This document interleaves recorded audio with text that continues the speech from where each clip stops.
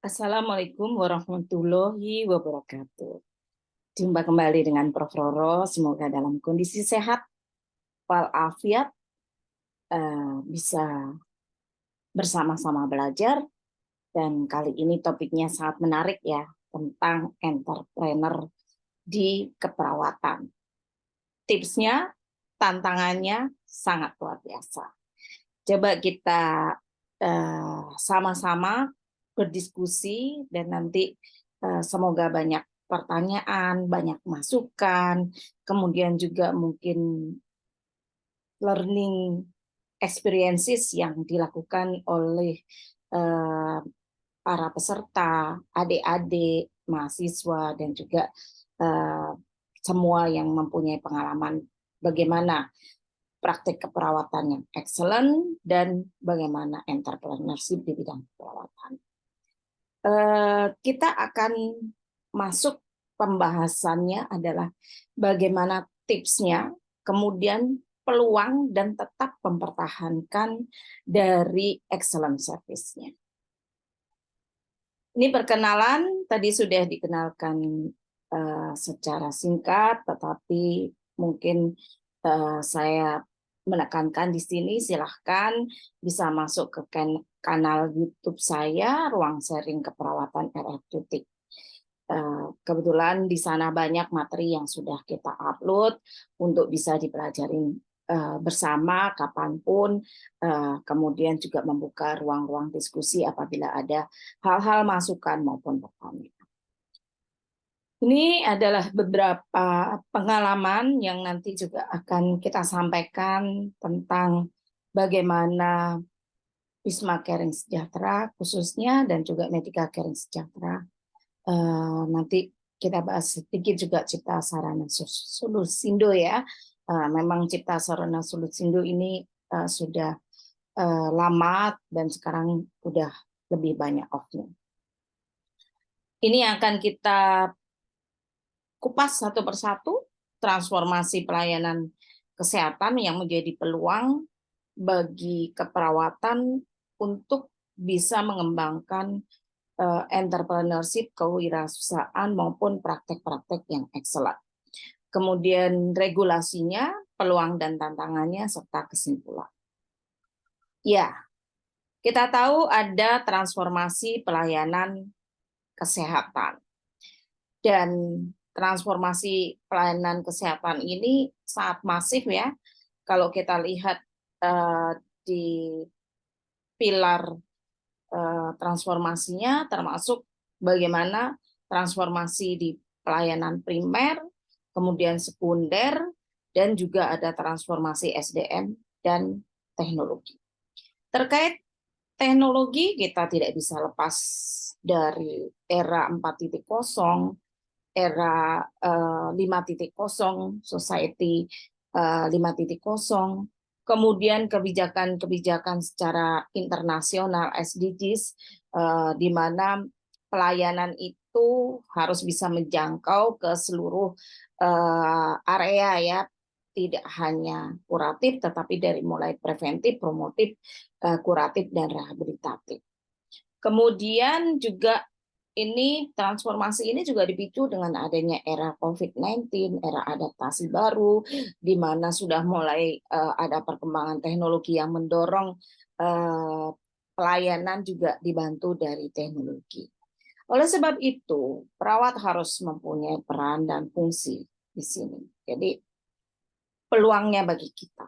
Banyak sekali peluang-peluang di samping yang memang sudah ada, bekerja di Vaskes rumah sakit, puskesmas, dinas kesehatan, tapi juga memberikan peluang yang sangat besar untuk bagaimana membantu SDGs, membantu transformasi kesehatan di dalam pelayanan primer dengan praktek mandiri maupun lainnya ya, mengembangkan hal-hal yang baik untuk mensukseskan adanya transformasi pelayanan kesehatan ini. Tantangan yang lainnya adalah kita tahu demografi penduduk Indonesia mengarah ke lansia, sehingga dengan adanya harapan hidupnya memanjang bukan berarti masalah selesai, tetapi juga bagaimana meningkatkan quality of life dari lansia, di mana di dalam quality of life ini ya bagaimana mengedepankan lansia hidup wellness ya.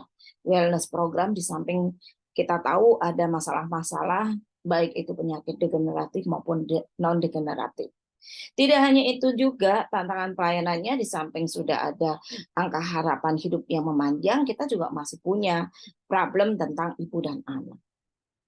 Proknas, program nasional, ada konsentrasi pada TB HIV/AIDS, kematian ibu dan anak, kemudian juga KB, kalau di rumah sakit KB rumah sakit, wasting dan stunting. Nah, ini sangat luar biasa tantangan pelayanan. Nah, perawat punya peluang untuk masuk di dalam suatu kontribusi, mengingat kita ini paling banyak ya untuk dari sisi jumlah.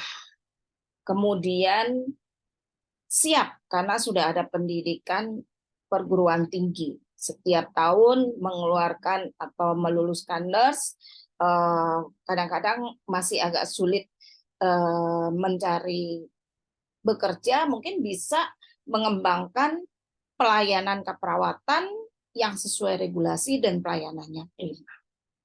Tantangan sangat besar mengingat kebutuhan demand itu sudah bisa terbaca dan sangat besar. Nah, saya sedikit melihat dari internasional tentang kita lihat di sini adalah bagaimana Amerika Organization Nursing Leadership ini melihat adanya core kompetensi model. Antara lain adalah memang profesionalisme itu oke. Harus ada communication, relationship management, knowledge of the healthcare environment, dan yang terakhir adalah business skill. Jadi kemampuan di dalam meningkatkan business skill dan prinsipal yang tetap mengedepankan profesionalisme, communication and relationship, pengetahuan tentang healthcare dan environment, dan ini semuanya memerlukan leadership di keperawatan. Nah, berbasis itu kita memang punya PR karena rata-rata adik-adik mahasiswa setelah lulus bercita-citanya adalah bekerja di rumah sakit atau bahkan belum punya pengalaman pendidikan pun pinginnya menjadi dosen. Masih jarang teman-teman yang bisa, oh ya saya mau mengembangkan misalnya praktek mandiri, praktek bersama, dan yang lainnya. Nah, memang kita harus patuh pada regulasi. Tidak serta-merta juga nanti, oh ya kita latah membuat suatu ini ya berbasis bisnis, kemampuan bisnis skill, tidak menengok pada regulasi-regulasi yang harus kita ikutin ketika kita mau misalnya melaksanakan pelayanan primer, membuat praktek mandiri dan sebagainya. Mari kita intip dari regulasi-regulasinya. Sudah ada Undang-Undang Omnibus, tapi belum ada nomornya, jadi kita masih merujuk pada Undang-Undang Keperawatan Nomor 38 Tahun 2014. Dan ini saya rasa masih bisa menjadi value kita selamanya. Bahwa keperawatan adalah kegiatan asuhan, individu, keluarga, kelompok masyarakat pada rentang sakit. Luas ya. Tidak hanya individu, tetapi keluarga, kelompok, dan masyarakat. Kemudian pelayanan keperawatan, bentuk pelayanan profesional, bagian integral pelayanan kesehatan, berbasis ilmu kiat untuk individu, kelompok, dan masyarakat. Kemudian praktiknya berupa asuhan keperawatan. Dan asuhan keperawatan, cirinya punya rangkaian interaksi perawat klien lingkungan. Tujuannya pemenuhan kebutuhan dan kemandirian dalam merawat pasien, merawat dirinya. Kemudian untuk praktik keperawatan, khusus ya untuk praktik keperawatan, untuk melakukan asuhan keperawatan harus punya STR dan SIP. Ini juga penting, jadi ketika kita mau praktik mandiri ya harus punya SIP, itu regulasinya. Kemudian perawat hanya dapat memiliki paling banyak 2 SIP. Kemudian kewajibannya ketika melakukan praktik keperawatan harus sesuai dengan kode etik profesi. Kita lihat di PPNI ada kode ini ya dari organisasi profesi, kode etik profesi, hubungan perawat klien, hubungan perawat dengan masyarakat, dengan profesi, dengan interprofesi. Kemudian standar pelayanan keperawatan harus sesuai dengan standar profesi keperawatan KMK 425, nanti kita cek. Kemudian harus sesuai dengan SOP dan ketentuan perundangan. Kemudian dalam melakukan praktek keperawatan juga wajib melakukan pencatatan. Hati-hati karena pencatatan adalah bukti tanggung jawab dan tanggung gugat. Karena kita profesi, maka kita punya otonomi dan melekat juga tanggung jawab serta tanggung gugat. Tidak hanya kaitannya kita berpraktek kemudian sudah selesai. Jadi wajib ada dokumentasi. Kemudian fasilitas pelayanan kesehatan adalah alat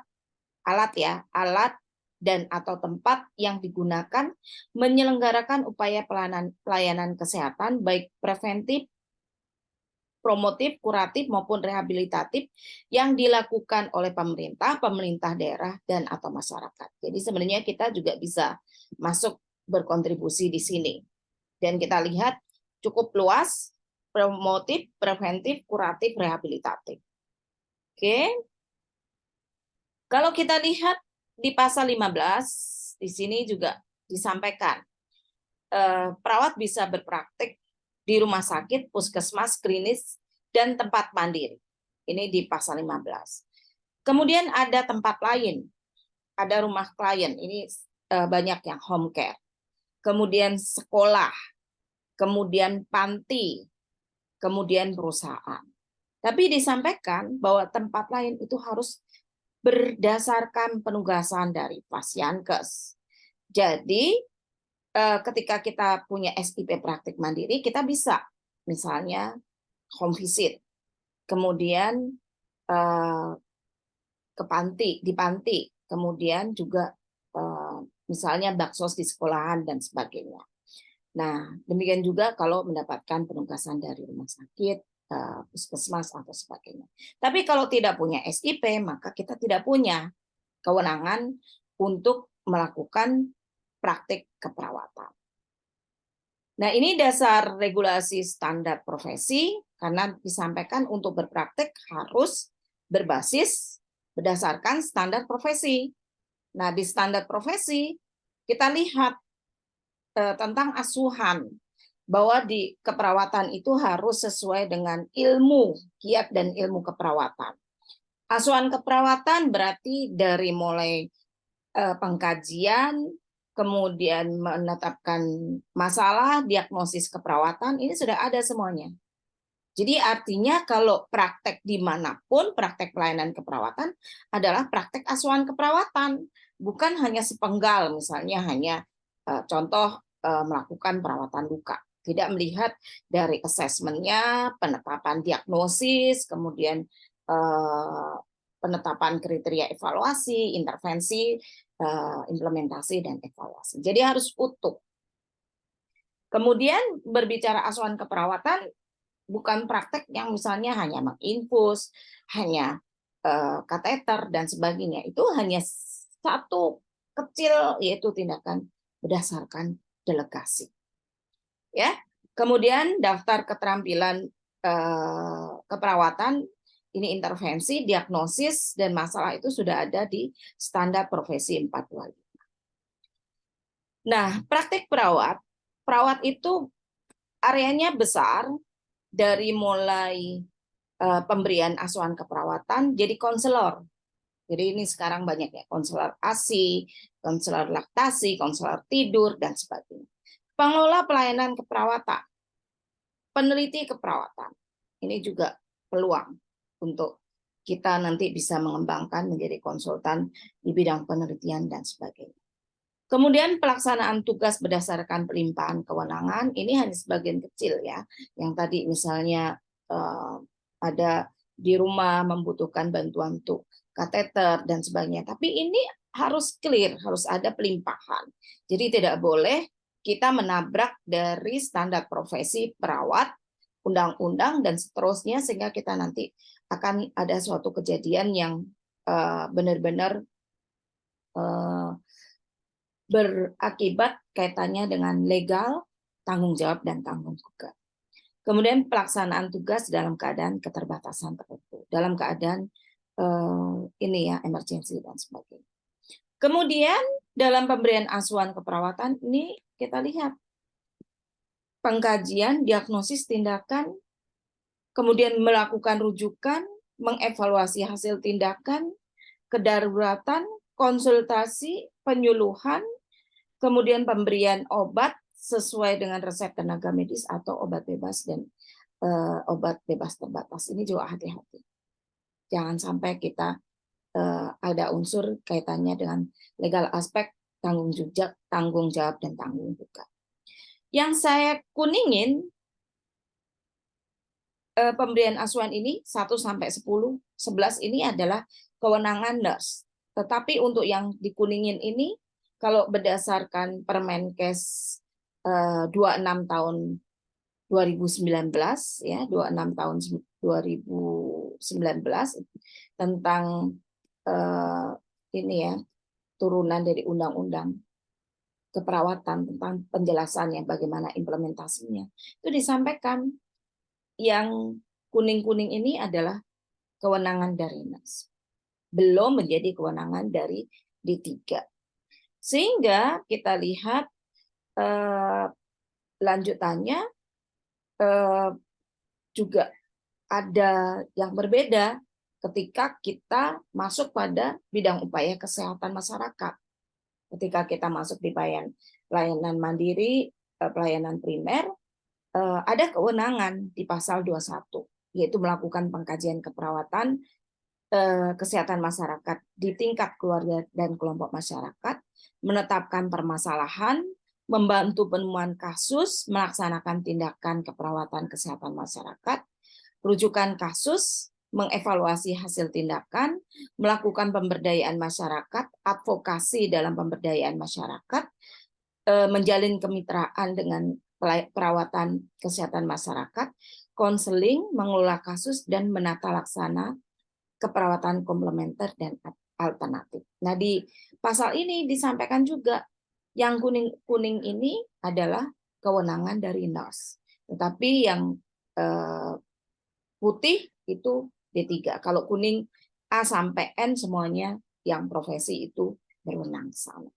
Kalau melihat ini juga sangat luar biasa, menjalin kemitraan. Jadi kita bisa menjalin kemitraan dengan tomat, toga, kader, kelurahan, dan seterusnya untuk pelayanan masyarakat. Tetapi tetap ingat, pelayanan masyarakat juga punya STR dan SIP. Kemudian sebagai penyuluh dan konselor, ini juga peluang ya untuk kita melakukan pengkajian keperawatan secara holistik pada tingkat individu, keluarga, serta di tingkat kelompok masyarakat, melakukan pemberdayaan masyarakat, advokasi, menjalin kesehatan perawatan kesehatan masyarakat, kemitraan dan perawatan kesehatan dan konseling. Jadi kita bisa penyuluhan, konseling dan sebagainya.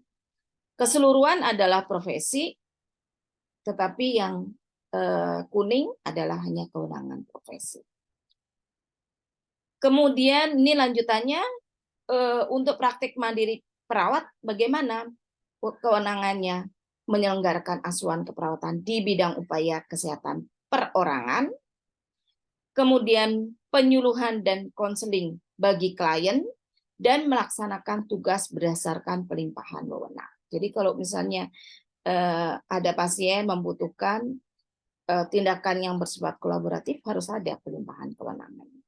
Kemudian perawat dapat melakukan penata laksanaan keperawatan komplementer dan alternatif sesuai dengan kompetensi. Jadi harus dibuktikan dengan suatu sertifikasi. Pelimpahan wewenang dalam penyelenggaraan praktek keperawatan secara mandiri dilakukan berdasarkan permintaan dokter secara tertulis. Jadi harus ada permintaan dokter secara tertulis. Jadi tidak kita langsung. Ini peluang juga untuk praktek mandiri, tetapi juga harus benar-benar regulasi. Nah, ada klausul bahwa di PMK 26 tahun 2019 ini ada klausul disampaikan perawat vokasi yang telah menjalankan praktek keperawatan secara mandiri di tempat praktek mandiri sebelumnya, sebelum tahun 2019, sebelum diterbitkan Permenkes ini, tetap dapat melakukan keperawatan di tempat praktek mandiri paling lama 7 tahun. Artinya tahun 2025 teman-teman harus mengupgrade pendidikannya menjadi nurse. Jadi nanti untuk yang praktek mandiri ini adalah minimal nurse. Itu adalah regulasinya, harus kita pegang. Adik-adik kalau yang nanti mau setelah lulus harus benar-benar memahami regulasinya, di samping terus mengembangkan kompetensi untuk asuhan keperawatan. Mungkin banyak yang bertanya ya, bagaimana sih bisa memulai ide untuk mengembangkan entrepreneur. Nah, topik kajiannya sudah banyak tadi ya. Apa aja sih yang bisa kita jadikan peluang? Nah, ini adalah tipsnya. Memulai pendekatannya bisa menggunakan design thinking process. Dari mulai empathize, define, ideate, prototype, dan test. Nah, kita juga nanti ini terus-menerus dikembangkan nih. Dan ini mohon didorong juga dari pendidikan, OP, konsil, pemerintah, Fasyankes nanti. Kemudian kita secara individu juga terus memikirkan gimana sih kita berinovasi, dan pendekatannya bisa menggunakan design thinking process. Empathize, kita harus bertanya, apa sih yang dibutuhkan? Peluang-peluangnya apa? Siapa sih target kita? Kita siap atau tidak? Dari man-nya, sarana, lingkungan, dan sebagainya. Kenapa ini perlu? Di mana saya tepat melakukan ini? Dan kapan memulainya? Serta bagaimana pelaksanaannya? Itu kita tanya-tanya. Kemudian jawabannya ketika kita bilang, apa sih kebutuhannya? Oh, kalau peran perawat ada di bidang asuhan, tadi yang sudah kita jabarkan, banyak. Ada Fasyankes, rumah sakit, puskesmas, praktek mandiri, kemudian bisa upaya kesehatan masyarakat, individu, mandiri, kemudian banyak hal ya, ada konseling, ada pengelola, dan sebagainya. Nah, ada juga sebagai pendidik, maka pendidik ini juga peluang untuk entrepreneur. Peneliti yang memang mungkin belum banyak ya, tetapi ini juga akan berkembang, serta pengelola. Oke. Kemudian apa sih? Di mana sih? Nah, kita juga lihat target pelayanan asuhan keperawatan itu dari rentang sehat sakit dan luas, dari mulai prakonsepsi, bayi, anak prasekolah, kanak-kanak, anak sekolah, remaja, dewasa, lansia. Contoh, selama masih ada pernikahan, maka peluang untuk praktek ibu dan anak itu akan terus berkembang. Kalau seperti itu berarti anak remaja sekolah itu juga masih bisa menjadi target kita. Kemudian selama masih ada anak dan sebagainya, bagaimana merawat, bagaimana orang dewasa ini juga ada. Kemudian rentang sehat sakit. Lansia tadi sudah ya kita bahas, memang usia harapan hidupnya sudah meningkat. Kemudian rentang hidup sakit. Ternyata tidak hanya yang sakit yang kita urus, tetapi juga dari promotif dan preventif. Di mana areanya banyak luas? Mana yang mau kita pilih? Di rumah sakit, di keluarga, dan kalau kita lihat ini adalah yang sakit di dalam rumah sakit.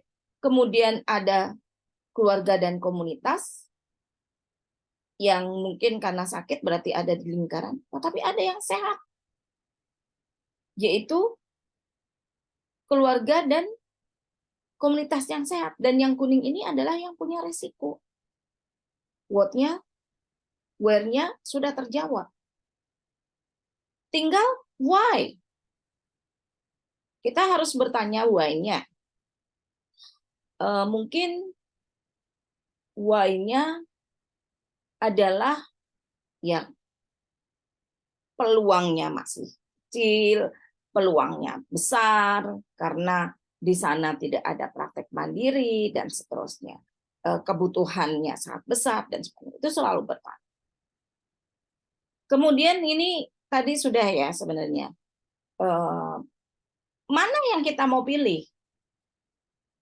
Di rumah sakit ini tadi ya. Kalau tempat lain banyak rumah klien, home care, panti, rumah lansia, perusahaan, sekolah dan sebagainya. Ada perawat yang terus menerus menekunin tentang bagaimana asuhan keperawatan di perusahaan. Kembangkan sesuai dengan passion kita. Nah, setelah pertanyaan tadi what, when, where, who, how, why, akhirnya kita definisikan.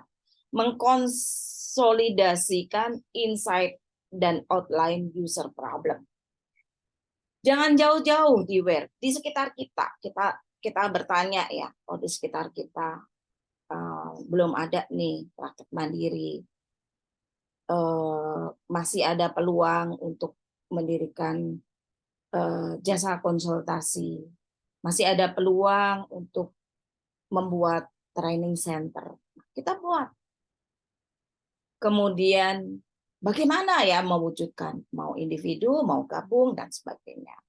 Ini mendefinisikan, memilih, kemudian mengideatkan, memilih mana yang mau kita pilih. Good, eliminate, bad. Kalau saya milih A, kayaknya tidak memungkinkan, maka saya pilih.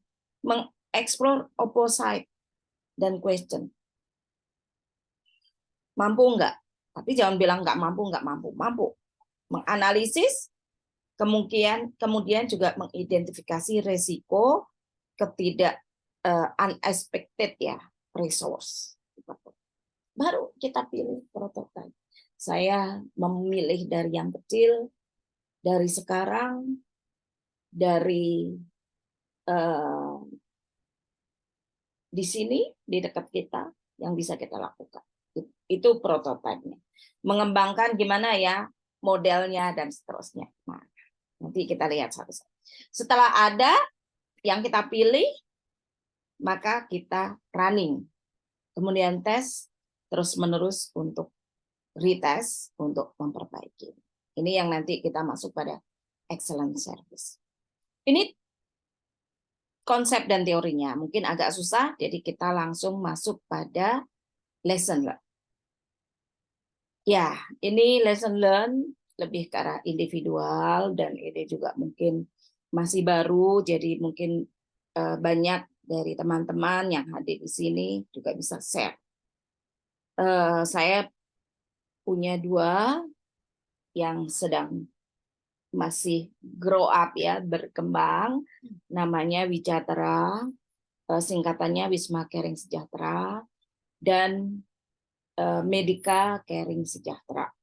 Ini adalah kliniknya. Sebelumnya saya punya yang namanya CSS, Cipta Sarana Solusindo. Ini Cipta Sarana Solusindo dulu bentuknya CV yang bergerak mengembangkan software ya, mengembangkan software untuk bidang keperawatan dan kesehatan. Tapi agak-agak redup ya, karena mungkin ya timnya yang sudah tidak bisa intens. Kemudian Wicatra nanti kita lihat ya. Ini yang sebenarnya ini nyambung ya. Walaupun yang satu bentuknya PT, yang satu bentuknya yayasan, sebenarnya pengoperasional implementasinya nyambung. Kalau kita buka Instagramnya, sekarang mohon berkenan membuka Instagram. Yuk kita klik dan follow Instagram Wicatra @_wicatra.id. Nah, ini saya coba lihatkan untuk Instagramnya.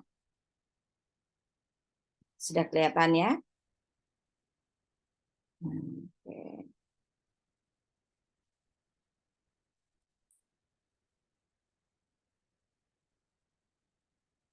Nanti kalau yang lainnya mungkin bisa langsung kok ini ya. Nah, ini adalah widget ini kita ya.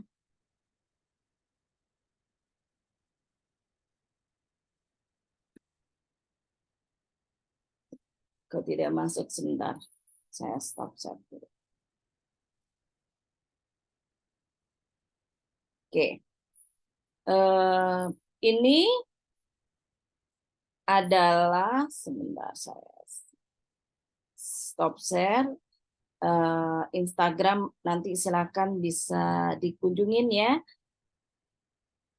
Bapak, Ibu, adik-adik, dan follow Instagram kami, namanya Wicatra. Nah, ini ada kegiatan-kegiatannya, termasuk dari webinarnya, kemudian layanannya,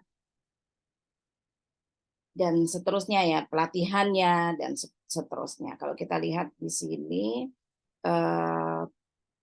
apa namanya, ini webinarnya, nanti kok sebentar deh, semoga kebuka.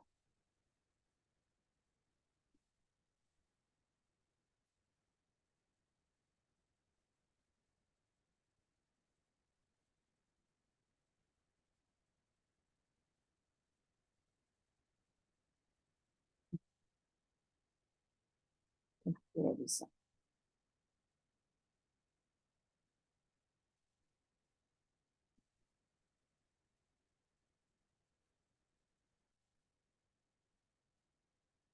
Ya, ini maaf agak lama ini.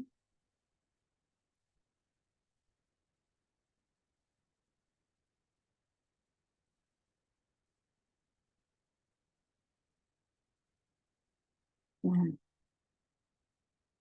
ini adalah Instagram kami, silakan nanti di. Nah, ini beberapa layanannya Wisma Caring Sejahtera. Ini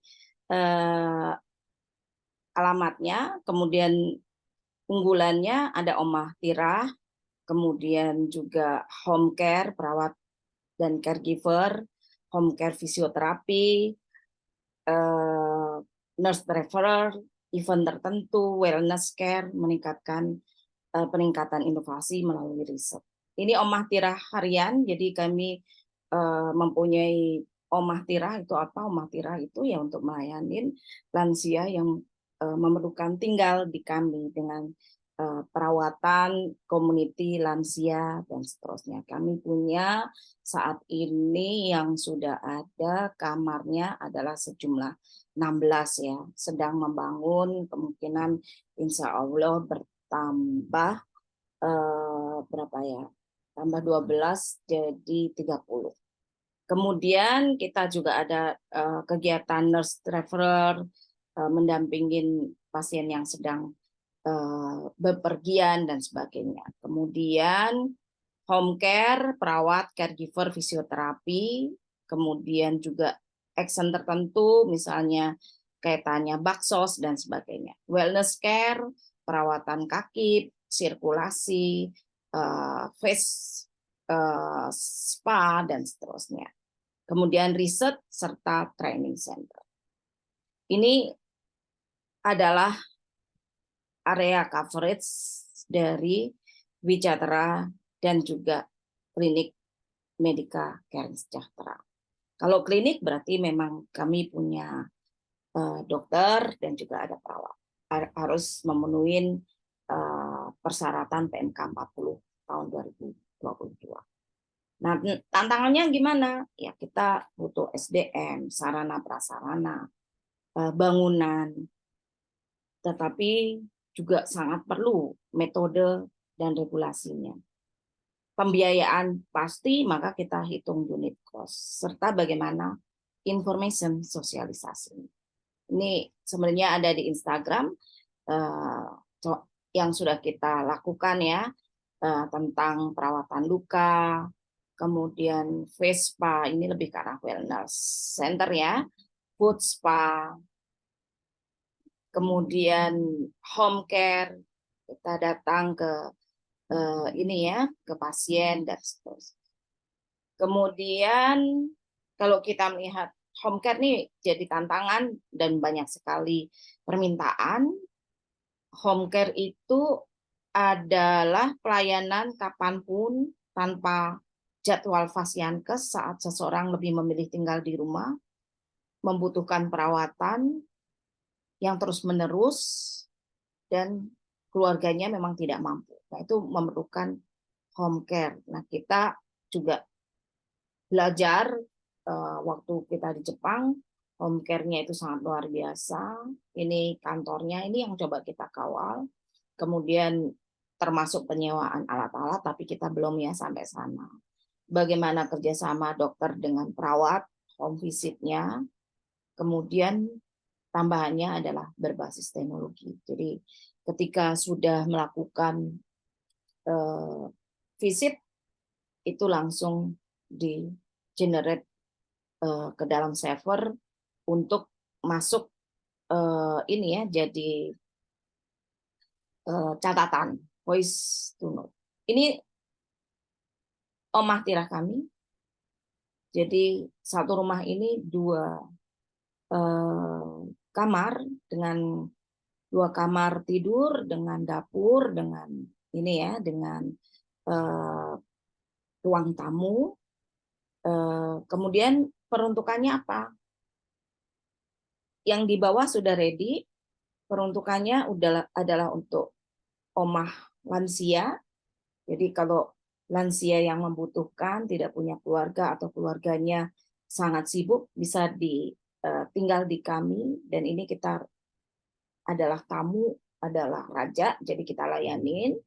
Kemudian juga bisa berperan sebagai transit home dari hospital ke rumah. Kita pernah punya tamu yang masih memerlukan perawatan fistel, pernah perawatan kolostomi maupun stroke. Jadi tinggal di sini. Keluarga kapanpun boleh menengok. Ini dulu masih asli ya, masih lokasi hijau. Kemudian kita lihat di fase ini ya, define dan ideate, itu saya memikirkan ini apa ya, cocoknya digunakan apa. Kita punya lahan, kemudian di sekitar seperti apa, rumah sakit cukup tidak terlalu dekat. Memang ada klinik-klinik ya, tetapi kalau melihat dari faktor demografi lansia sudah semakin banyak, kemudian ini masih sangat jarang ya model pelayanan ini, sedangkan kalau di luar itu sangat luar biasa. Kita coba, walaupun ya kita masih berjuang untuk memenuhi.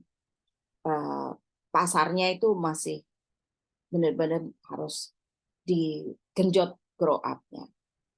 Ini untuk fasilitas tentang rumah sehat Wijatera. Jadi sementara ini masih belum banyak lansia yang tinggal, kita juga sewakan untuk rumah sehatnya. Jadi 2 kamar dengan kamar mandi dan juga dapur ya. Nah, keunggulan dari kami, kita integrasikan, kita punya klinik.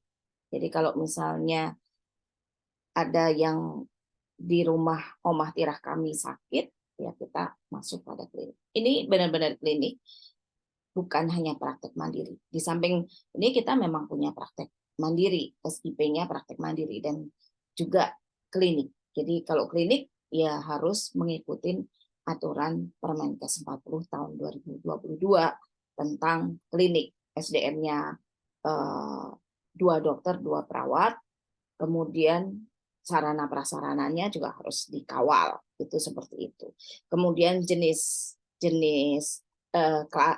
layanannya, karena memang ada dokter, ya ada pengobatan dan juga ada juga tentang asuhan medisnya. Bagaimana menentukan model? Habis itu mendefine selain dari kebutuhan lingkungan, kita juga sebaiknya benchmark pada model praktek yang ada di luar. Nah, saya memilih dari model praktek Nikbat Nasrabani. Jadi ini di sini ya, referral dari hospital atau dokter. Kemudian kita assess. Butuh nggak ini ya, kalau tidak bersedia, maka selesai. Kalau butuh, oke, kita lakukan assessment yang lebih komprehensif. Dia butuh untuk basic service hanya 24 jam atau intermittent service, maka kita lakukan care plan, evaluasi, kemudian pulang, tinggal follow up. Tapi kalau komprehensif, butuh interprofesional collaboration, maka kita memang tidak melakukan pelayanan seperti di rumah sakit, tapi kita sebut di omah, jadi lebih ke arah transit. Dan ini biasanya kolaborasi antara kita dan perawat dan dokter. Care plan, selesai recovery, kemudian follow up care, bentuknya seperti itu. Dari sini kita coba kembangkan yang model kita. Jadi bisa individual permintaan dari pasien maupun dari keluarganya atau peer. Kita assessment. Kalau tidak bersedia ya selesai, tapi kalau iya kita lakukan PKS. Apakah butuh caregiver? Kalau caregiver ke caregiver. Kalau home visit ke home visit atau in live.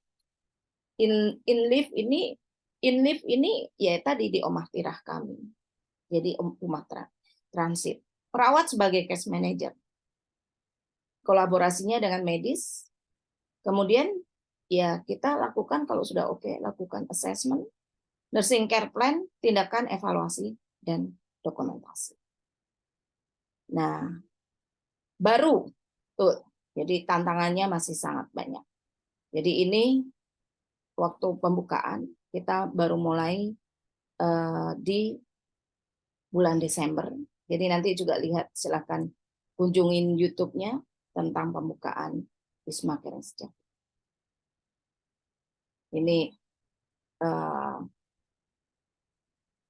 Ini bisa juga nanti di play, tapi mungkin kita lewat dulu ya. Oke, jadi memang visi kita itu your one-stop solution for wellness and care. Itu penting banget. Visinya wellness dan care untuk seluruh masyarakat. Misinya mendampingin perawatan klien, meningkatkan kesehatan dan kebugaran, mengembangkan kualitas SDM dan inovasi SDM di bidang kesehatan, serta sehat untuk warga. Oke. Baik, ini kita lanjutkan dulu, saya stop dulu. Oke. Jadi memang sangat luar biasa tantangannya ya, karena di di Indonesia ini masih sangat sedikit ya yang mengembangkan tentang model entrepreneur keperawatan, karena biasanya setelah lulus itu lebih masuk pada cenderung bekerja di tatanan pelayanan kesehatan yang sudah matang, misalnya adalah di rumah sakit, di puskesmas, di pendidikan. Tapi mendevelop dari awal itu sepenuh tantangan. Oke, kita lanjut. Kok berhenti di sini. Baik, kita lanjut ya untuk tantangan yang berikutnya adalah tentang tantangannya mempertahankan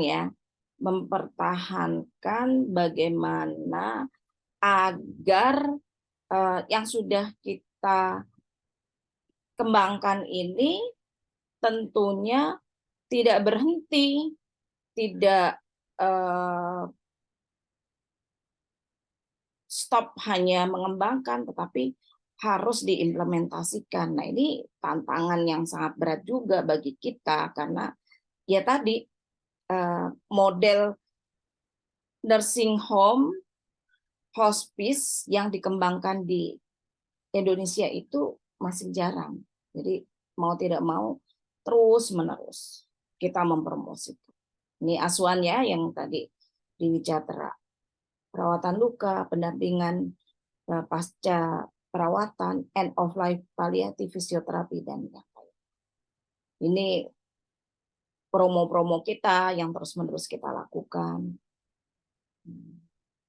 Kemudian, karena kita juga ada fungsi sebagai tadi ya, mengembangkan SDM serta inovasi, kita juga mempunyai training center yang mungkin saya pribadi mohon maaf sering mempublish, yuk ikut seminar workshop pelatihan ya, karena kita menjadi suatu komplement sesuai dengan visi misinya adalah juga menguatkan untuk SDM. Ini adalah pelatihan tentang perawatan kolostomi, perawatan luka.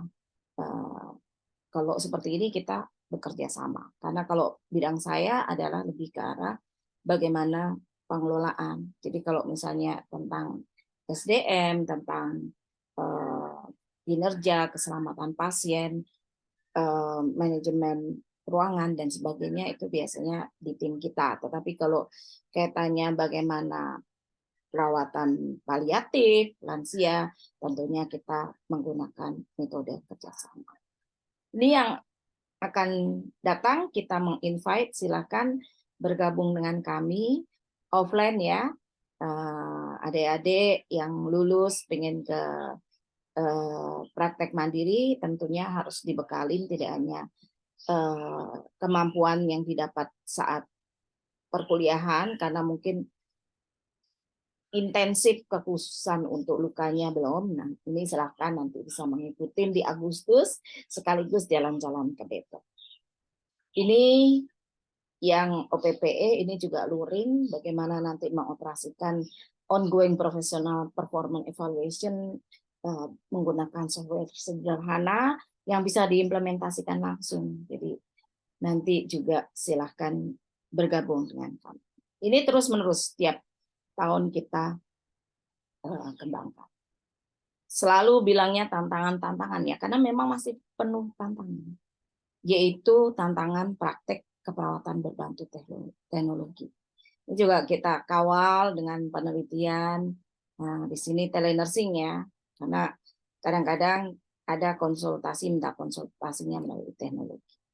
Nah, yang diperlukan dari telenursing juga ada SOP-nya, fasiankesnya adalah terlisensi. Jadi kalau misalnya, oh ya ada konsultasi, basisnya adalah dari klinik kami atau praktek mandiri. Kemudian SDM-nya juga terkredensial, punya STR dan SIP, CPD-nya harus terus dikembangkan, dan harus tetap ada rekam medis dokumentasi. Dan tentunya ini dijadikan evidence-based practice. Nah, ini adalah klinik kami, ini visitasi dari Dinas Kesehatan, waktu pembukaan, jenis-jenis layanannya, ketika kita mendampingin salah satu universitas Al-Azhar untuk event tertentu, ini kunjungan untuk perawatan di praktek mandiri, kemudian ini ketika tele nursing ya, konsultasi pasca bukan rawatan, kita bilangnya omah tirah ya, pasca home care dan sebagainya, itu kita follow up melalui telenursing. Rekam medis walaupun masih sederhana wajib dilakukan karena kita memang mengedepankan berbantu ya, karena mau tidak mau sekarang eranya sudah teknologi. Excellent service tentu ini jadi tantangan kami. Jujur SDM ini naik turun karena kadang-kadang turnover tinggi karena mungkin satu model pengembangan ini harus punya kegigihan, effort yang sangat tinggi. Tidak banyak adik-adik itu yang di awal bekerja mempunyai semangat untuk mengembangkan sendiri, kalau ini mengembangkan inovasi seperti itu. Tampilan harus benar-benar di ini ya, gedung, alat, marketingnya, tapi juga harus akurat sesuai standar profesi, etik, makanya terus CPD-nya juga. Kompetennya juga harus dikawal. Empati ini tantangan juga, dan harus respect, cepat dalam pelayanan. Karena kalau berbicara home care kebutuhannya bisa malam hari. Kalau misalnya home visit bisa saja malam hari. Maka empati pada staff itu harus ditumbuhkan. Bagaimana respect pada merasa memiliki praktek mandiri keperawatan, omah tirah keperawatan, medical caring keperawatan. Sayang, tidak hanya pada pasien, tetapi juga pada yang sudah kita kembangkan, kemudian pada staff, dan kita adalah perawat melindungi dan harus turun ke bawah, terjun. Maka kami punya event baksos, bakti sosial, setiap akhir bulan kami turun ke masyarakat dengan pemeriksaan gratis, itu kita lakukan. Kemudian ke sekolah, ke pesantren, ya pondok, itu juga pernah kita lakukan. Nah itu terus menerus, mau tidak mau ya tadi sarana, prasarana, budgeting, unit cost dan sebagainya itu kita benar-benar hitung. Dan ini adalah tidak hanya proyek yang benefit cost, tetapi juga yang lainnya adalah kepuasan dan juga insya Allah membantu masyarakat. Terus kita menerima masukan pelayanan, jadi setiap habis pelayanan kita berikan kuesioner untuk memberikan masukan pada kami. Positifnya, kekurangannya, dan sebagainya. Ini market ya, benar-benar kita kawal, masih harus grow up, diperbaikin, karena di fase tes itu harus ada retest. Oh ini ada kekurangan, maka kita perbaikin, kita perbaiki. Terakhir, semangat entrepreneur itu luar biasa. Jadi semua yang kita bicarakan ini menjadi bagian dari entrepreneur. Karena entrepreneur itu adalah bagaimana inovatif, gitu ya. Kemudian menggunakan design thinking approach, pikirkan juga standar pelayanan, SDM, sarana, pembiayaan dan teknologi. Karena ketika membuat praktek mandiri itu ada standar untuk SDM, sarana, prasarana, dan sebagainya. Kemudian tantangan model pelayanan dengan excellent service. Dan yang terakhir, karena eranya sudah teknologi, yuk kita gunakan teknologi ini untuk kemaslahatan umat. Terima kasih, sukses untuk entrepreneur yang selalu berinovasi untuk kemajuan profesi keperawatan, untuk kemajuan masyarakat, dan juga tentunya untuk pengembangan as a individual perawat, sehingga maju bersama, sukses. Wassalamualaikum warahmatullahi wabarakatuh.